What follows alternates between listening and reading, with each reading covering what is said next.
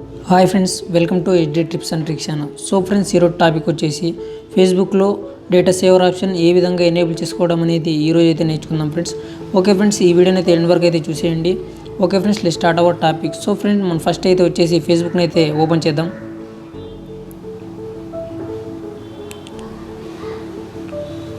So friends, Facebook open చేసిన తర్వాత మనకి టాప్లో అయితే 3 లైన్స్ అయితే కనిపిస్తాయి ఫ్రెండ్స్. దీన్ని అయితే ట్యాప్ చేయండి. ట్యాప్ చేసినట్లయితే కొద్దిగా పైకి అయితే స్క్రోల్ చేయండి ఫ్రెండ్స్. స్క్రోల్ చేసినట్లయితే సెట్టింగ్ ప్రైవసీ అనే ఆప్షన్ అయితే కనిపిస్తుంది. దీనిపైన క్లిక్ చేయండి. క్లిక్ చేసినట్లయితే డేటా సేవర్ అనే ఆప్షన్ అయితే కూడా కనిపిస్తుంది ఫ్రెండ్స్ మనకు. దీనిపైన అయితే క్లిక్ చేయండి. క్లిక్ చేసినట్లయితే డేటా సేవర్ డిజేబుల్లో అయితే ఉంటుంది ఫ్రెండ్స్. దీన్ని అయితే టర్న్ ఆన్ అయితే చేసేయండి. సో ఫ్రెండ్స్, ఇదైతే టర్న్ ఆన్ అయితే అయిపోయింది.